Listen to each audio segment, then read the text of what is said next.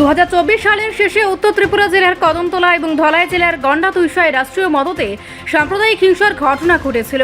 এই হিংসায় ক্ষতিগ্রস্ত পরিবারগুলো আজও ন্যায় বিচার থেকে বঞ্চিত বলে বক্তা অভিযোগ করেন। এ বিষয়ে ন্যায় বিচারের দাবি জানিয়ে প্রায় 80টিরও বেশি ক্ষতিগ্রস্ত পরিবার মানবাধিকার কমিশনে দরখাস্ত ও অভিযোগ জমা দিয়েছিল। বক্তা জানান, কমিশন সেই অভিযোগগুলোর পরিপ্রেক্ষিতে দ্রুত তদন্তের জন্য তাদের শাখাকে নির্দেশ দিয়েছিল এবং তদন্তকারীরা সরেজমিনে তদন্ত শেষে প্রত্যেকের স্বাক্ষর সংগ্রহ করেছিলেন। অথচ 1 বছর অতিক্রান্ত হলেও কোনো মামলারই নিষ্পত্তি হয়নি বলে বক্তা ক্ষোভ প্রকাশ করেন। তিনি বলেন, সংবিধান প্রদত্ত সাম্য ও ন্যায়ের অধিকার পাওয়া প্রতিটি নাগরিকের অধিকার। রাজ্য মানবাধিকার কমিশন একটি সাংবিধানিক সংস্থা, তাই তাদের কাছেই এই অমীমাংসিত কেসগুলোর দ্রুত নিষ্পত্তির দাবি জানানো হয়েছে। পাশাপাশি কদমতলায় পুলিশের গুলিতে নিহত আলফেসানি আহমেদ নামক এক ব্যবসায়ীর মৃত্যু নিয়েও বক্তা প্রশ্ন তোলেন। ময়নাতদন্তের রিপোর্টে তার মৃত্যু পুলিশের গুলিতে নয়, বরং ভোঁতা অস্ত্রের আঘাতে হয়েছে বলে উল্লেখ থাকায় তিনি কমিশনের কাছে পুনরায় তদন্তের দাবি জানিয়েছেন এবং প্রয়োজনে উচ্চ আদালতে যাওয়ার হুঁশিয়ারিও দিয়েছেন। বক্তারও বলেন, যদি কমিশন এই বিষয়ে দ্রুত ন্যায় বিচার নিশ্চিত করতে ব্যর্থ হয়, তবে সাম্য ও ন্যায় প্রতিষ্ঠায় তারা রাজপথে আন্দোলনে নামতে বাধ্য হবেন।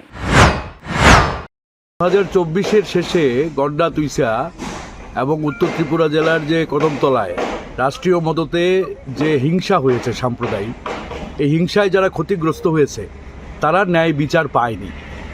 ন্যায় বিচারের দাবিতে প্রায় 80টির উপরে পরিবার তারা মানবাধিকার কমিশনে তারা দরখাস্ত করে, অভিযোগ জানায়। সেই অভিযোগ মূলে কমিশন খুব দ্রুততার সাথেই ইনভেস্টিগেশনের জন্য তাদের উইংকে পাঠায় এবং তারা ওইখানে থেকে কদমতলা উত্তর ত্রিপুরায় থেকে এবং ধলাই জেলার গন্ডাতুইশাতে থেকে তারা এই তদন্ত কার্য সমাধা করে, তারপরে প্রত্যেকের সাক্ষ্য গ্রহণ করে। কিন্তু আজকে 1 বছর অতিক্রান্ত, এখনও পর্যন্ত কেসগুলো নিষ্পত্তি হয়নি। ন্যায় বিচারের প্রশ্নটা অধরা থেকে গেছে। সংবিধান আমাদের যে অধিকারগুলো দিয়েছে মূলত সাম্য এবং ন্যায়, তো ন্যায় পাওয়া এবং প্রতিটি নাগরিকের এটা অধিকার, সংবিধান প্রদত্ত অধিকার, এবং রাজ্য মানবাধিকার কমিশন একটা সাংবিধানিক সংস্থা। তো আমরা চাই এই কেসগুলো দ্রুত নিষ্পত্তি হোক, এই দাবিতেই আজকে আমরা কমিশনে এসেছি। এবং কমিশনার যিনি চেয়ারম্যান তিনি নেই, কিন্তু কমিশনার ছিলেন। কমিশনার আমাদের সাথে হৃদ্যতাপূর্ণভাবেই কথা বলেছেন এবং তিনি আমাদের আশ্বাস দিয়েছেন খুব দ্রুত নিষ্পত্তি করবেন। তো সংবিধানে ন্যায় এবং সাম্যের প্রশ্নটা আমরা তুলেছি এবং আমরা দ্রুত এটা ন্যায় বিচার চাই। এটা আমরা দাবি করেছি। এবং আপনারা জানেন যে কদমতলায় পুলিশের গুলিতে আলফেসানি আহমেদ একজন ব্যবসায়ীর মৃত্যু হয়, খুব অল্প বয়সের।